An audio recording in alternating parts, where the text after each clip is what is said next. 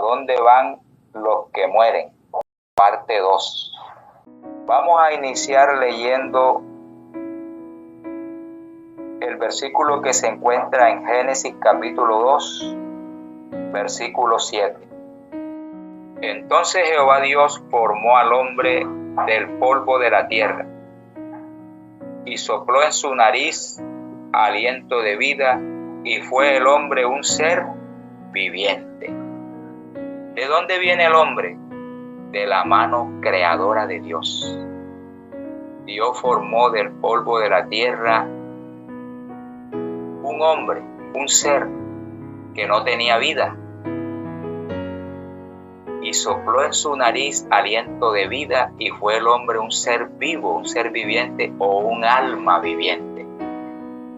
Entonces, como vamos a hablar un poquito de la muerte y estamos hablando de la vida, Dios creó al hombre y le dio vida. Sopló en la nariz aliento de vida, y fue ese hombre inerte que no tenía vida, hecho del polvo de la tierra, del barro, lo que le dio vida fue el aliento de vida de Dios, el soplo. Cuando el hombre muere hay una separación. El polvo vuelve a la tierra de donde salió como era, y el aliento de vida vuelve al Dios que lo dio. Ya no hay un ser vivo, ya no hay un alma viviente. ¿Por qué comienzo con esto? Porque es necesario saber de dónde venimos y qué sucede después de la muerte. Así que como la vez pasada en la parte 1, donde dice el título ¿A dónde van los que mueren?, hablamos o tomamos referencia de la parábola del rico y Lázaro, una parábola que tiene mucha controversia. El contexto de esa parábola del rico y Lázaro, este contexto muestra a Jesús hablando frente a los fariseos, quienes eran ávaros y amantes del dinero, y que además se burlaban de sus enseñanzas, y ellos confiaban en su propia justicia y en su linaje. Los fariseos confiaban en su justicia, que hacían ayuno, hacían oraciones, que participaban en las cosas sagradas y confiaban en su linaje. Un día le dijeron a Jesús: linaje de Abraham somos, o sea, somos herederos del reino de los cielos por medio de las promesas que Dios le dio a Abraham. Lucas 16:14. Y oían también todas estas cosas los fariseos, que eran ávaros, y se burlaban de él. Ellos tenían en su corazón avaricia y se burlaban de Jesús. Entonces, partiendo de este contexto, del por qué Jesús estaba enseñando estas parábolas y por qué tomó esta parábola, quería darle una enseñanza a estas personas, porque eran líderes, esperaban el reino de los cielos, pero estaban en una sintonía diferente a lo que el Señor quiere. Entonces Jesús quiso ¿qué? Hacerlos entrar en razón, que mejoraran su manera de vivir. Ellos veían a las personas pobres, los despreciaban y pensaban que estas personas eran pobres porque andaban en pecado. Y ellos pensaban que ellos eran ricos, opulentes, sabios, porque recibían la bendición de Dios por su justicia. Entonces el Señor les da una parábola. Quiero tomar esta parábola que se encuentra en Lucas 16 para hacer el énfasis por qué estas personas se burlaban del Señor y cuál era el propósito de Jesús y por qué Jesús después le dio la parábola del rico y Lázaro.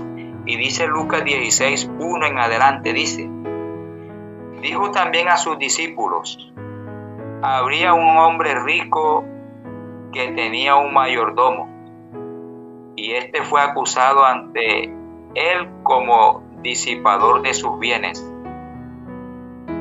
Entonces le llamó y le dijo: ¿qué es esto que oigo acerca de ti? Da cuenta de tu mayordomía, porque ya no podrás más ser mayordomo. Entonces el mayordomo dijo para sí, o sea, pensó: ¿qué haré? Porque mi amo me quita la mayordomía. Cavar no puedo.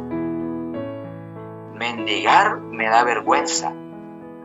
Ya sé lo que haré para que cuando se me quite la mayordomía me reciban en sus casas. Y llamando a cada uno de los deudores de su amo, dijo al primero: ¿cuánto debes a mi amo? Él dijo: 100 barriles de aceite. Y le dijo: toma tu cuenta y siéntate pronto y escribe 50. Después dijo a otro: ¿y tú cuánto debes? Y él dijo: 100 medidas de trigo. Y él le dijo: toma tu cuenta y escribe 80. Y alabó el amo al mayordomo malo por haber hecho sagazmente, porque los hijos de este siglo son más sagaces en el trato con su semejante que los hijos de luz. Ahí va un puntico especial: los hijos del reino, o sea, aquellos que esperamos el reino de los cielos, que esperamos a Cristo en su gloriosa venida, somos menos sagaces que los hijos de luz. O sea, los hombres siempre tratan de ¿qué? De ayudar a sus semejantes para recibir ayuda de ellos.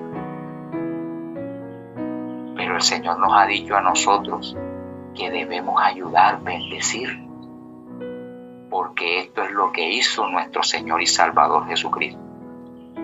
Y dice el versículo 9: y yo os digo, dijo Jesús, ganad amigos por medio de las riquezas injustas, para que cuando éstas falten, os reciban en las moradas eternas.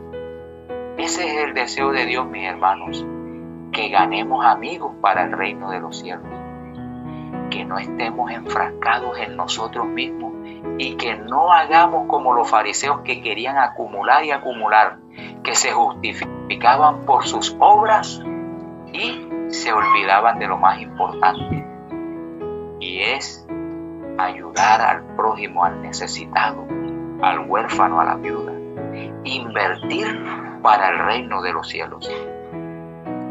Dijo el Señor en el versículo 10: el que es fiel en lo muy poco, también en lo más es fiel. Y el que en lo muy poco es injusto, también en lo más es injusto. Pues si en las riquezas injustas no fuiste fieles, ¿quién os confiará lo verdadero? Si hoy, ahora, nosotros no practicamos la justicia y estamos solamente enfrascados en nosotros mismos, entonces ¿cómo nos va a confiar Dios las riquezas eternas? Y si en lo ajeno no fuiste fieles, ¿quién os dará lo que es vuestro? Ningún siervo puede servir a dos señores. Hermanos, no podemos servir a dos señores, porque o aborreceremos al uno y amaremos al otro, o estimaremos al uno y menospreciaremos al otro. No podéis servir a Dios y a las riquezas. Esta fue la enseñanza que dio Jesús, y entonces cuando los fariseos, que debían de prestarle atención en su vida, como decía el hermano en mí ahorita, escudriñarse a sí mismo cómo estamos delante de los hombres, lo que hicieron fue burlarse del Señor y seguir aferrados ¿a qué? A sus deseos posesionales, la avaricia, el Dios que muchos de ellos tenían. Y esto hoy puede estar sucediendo en la iglesia, hermano. Se pide o se llama para que nosotros aportemos en cualquier cosita que se necesite para la obra de Dios, para la iglesia, o ir a hacer la obra misionera. Y muchos sacan el cuerpo. Muchos dicen no tengo. Son pocos los que están dispuestos a ir más allá. A ir más allá del deber. ¿Por qué? Porque tú llevas tus diezmos, tú llevas tus ofrendas, eres fiel. El Señor te ha regalado un 90% para que lo administre y no es todo para mí. De ahí tengo que mirar en qué puedo colaborar con el pobre, el necesitado, el huérfano y la viuda. Somos egoístas, pero el Señor quiere quitar el egoísmo de nuestro corazón. Así que entonces el Señor les dio este mensaje, no le prestaron atención y entonces después el Señor le da la parábola del rico y Lázaro.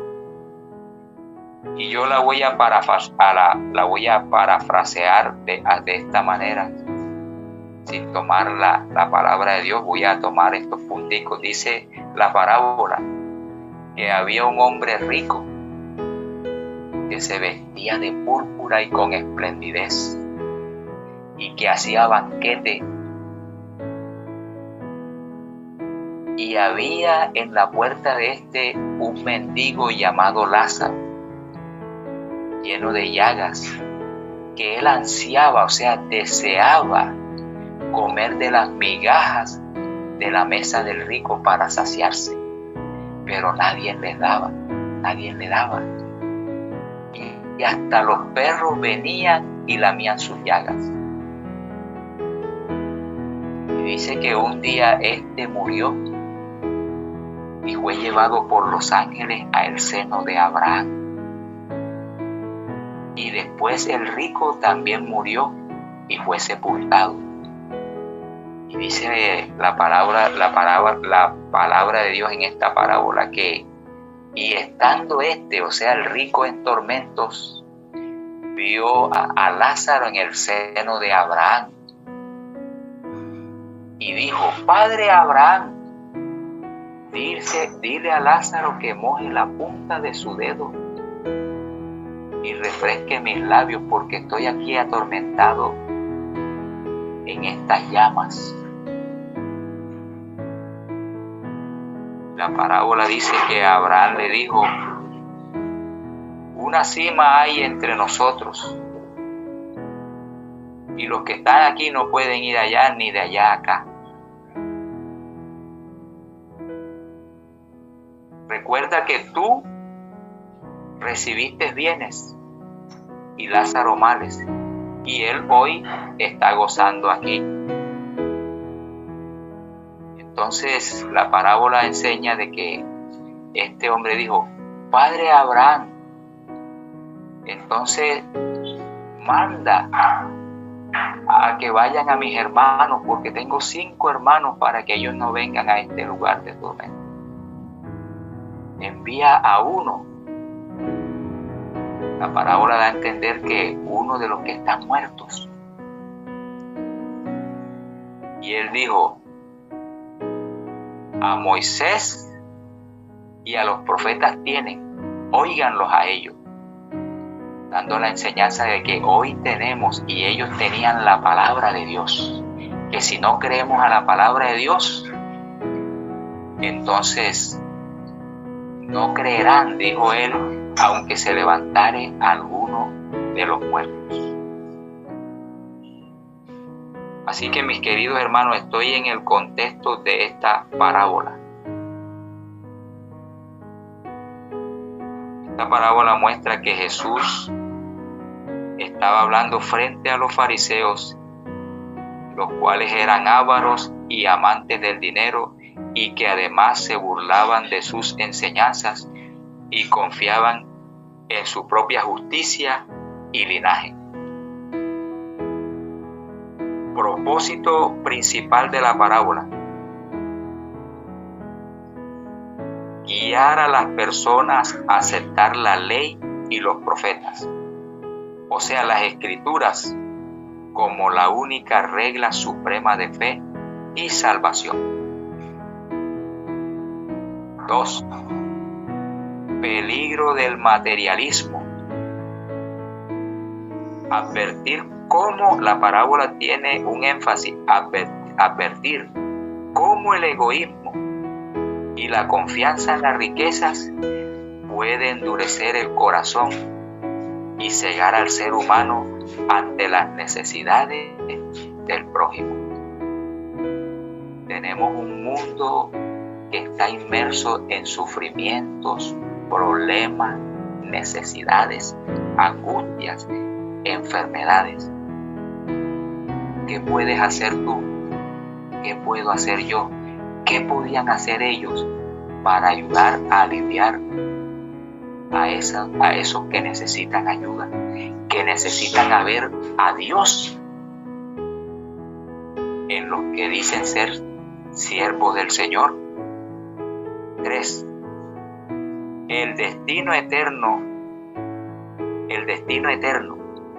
énfasis, muestra que las decisiones tomadas en la vida definen el futuro ante Dios.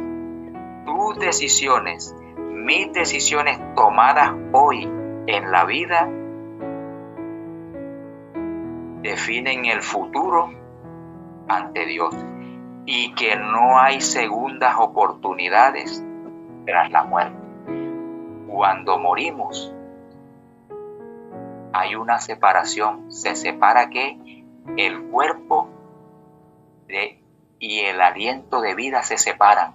El aliento vuelve a Dios y el cuerpo vuelve al sepulcro. Así que cuando morimos no hay otra oportunidad. La oportunidad es hoy, hermanos. Hoy Dios nos está dando oportunidad. La gracia de Dios está abierta para todos. Todos tenemos esta oportunidad, una bella oportunidad. Abracémosla. Sirvamos al Señor con amor. Al Señor no lo tenemos con nosotros, pero sí tenemos a nuestro prójimo, tenemos a los hombres. Tratemos siempre de mirar a esas personas y no estar enfatizados solamente en nosotros mismos. Es bien que nos preocupemos por nosotros y que vivamos felices y que trabajemos, nos esforcemos, pero nunca olvidarnos de Dios y nunca olvidarnos de aquellos marginados que están a veces ante nuestras puertas. Número 4. Esta parábola nos enseña sobre las decisiones en la vida para la eternidad. Y número 5. ¿Qué dice la Biblia sobre la vida y la muerte? Eclesiastés capítulo 9, versículo 4 al 6.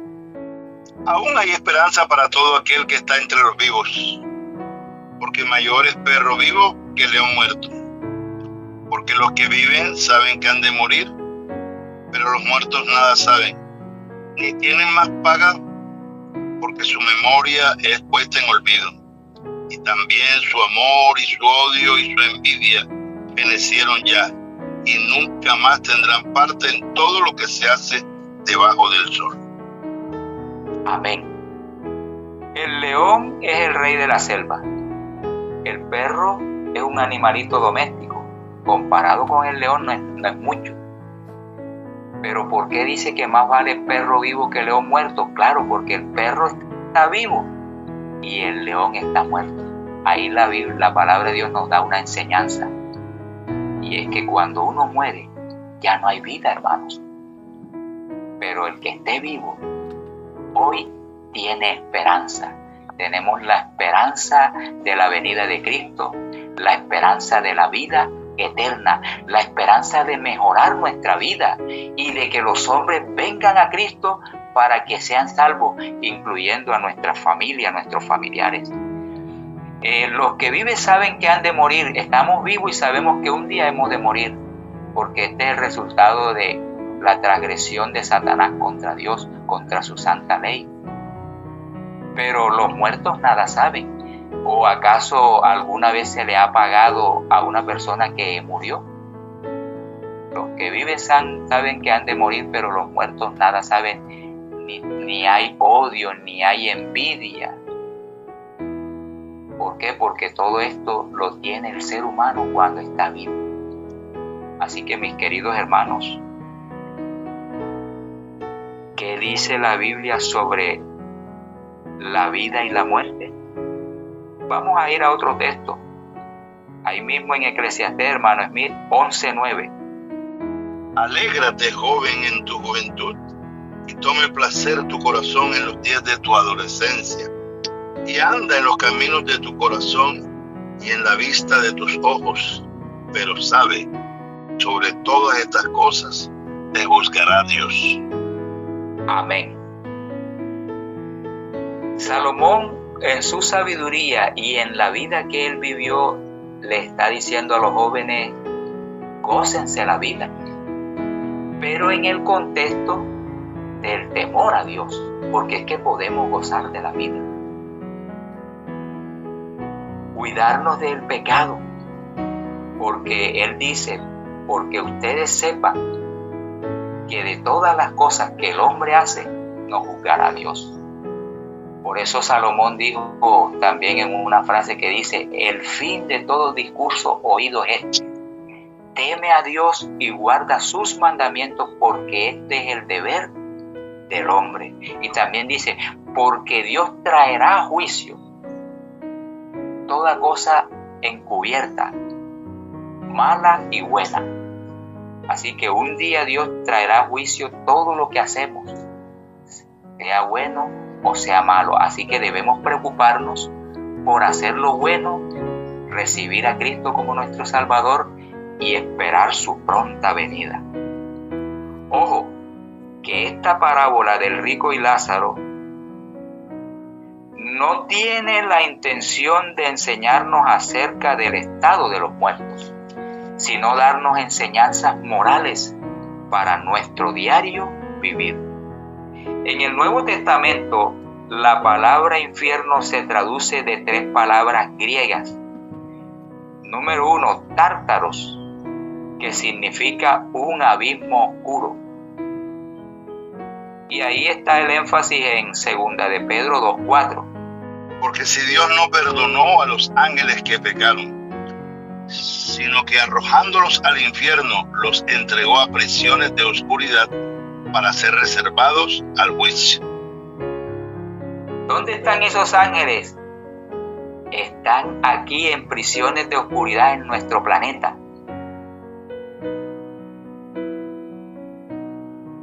Reservados en prisiones de oscuridad, o sea, como Satanás dañó la moral de los hombres, él está aquí mismo, no tiene acceso a salir de esta prisión y está reservado, ¿qué? Para el juicio que Dios hará sobre él. Hades, ¿qué significa? Hades significa la tumba o la muerte. La palabra Hades, del griego. Y también se encuentra la palabra Seol. Tanto Hades y Seol tienen el mismo significado. Significan lo mismo: tumba, muerte, sepulcro. Vamos a ver qué dice Hechos 2:27. Porque no dejarás mi alma en el Hades, ni permitirás que tu santo vea corrupción. Amén. El apóstol Pedro toma esa frase que viene del Antiguo Testamento del rey David, quien, inspirado por el Espíritu Santo, estaba enseñando acerca de nuestro Salvador Jesucristo.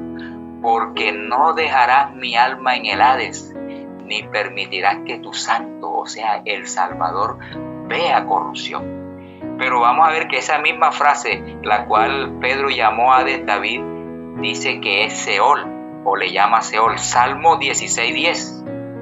Porque no dejarás mi alma en el Seol, ni permitirás que tu santo vea corrupción. Amén, es la misma.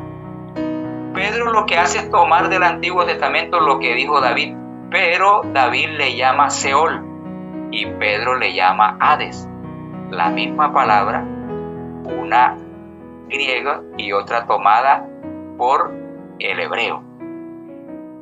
Y se encuentra la tercera palabra, Hena, que es el equivalente al griego de la palabra hebrea Hinón, que se refiere a un valle donde fuera de la ciudad echaban desperdicio, echaban basura, echaban animales muertos y muchas cosas, y eso había una llamita, se encendía y siempre estaba siendo alimentada y siempre había humo, había fuego. Ese es el equivalente a lo que estamos estudiando acerca de estas palabras que significan lo mismo, muerte. Quiero ahora leerles esta pequeña ilustración que dice los 3 deseos de Alejandro Magno en su lecho de muerte. Y dice aquí, Alejandro Magno, cuando estaba en su lecho de muerte, dijo: quiero que los mejores médicos de la época lleven mi caja.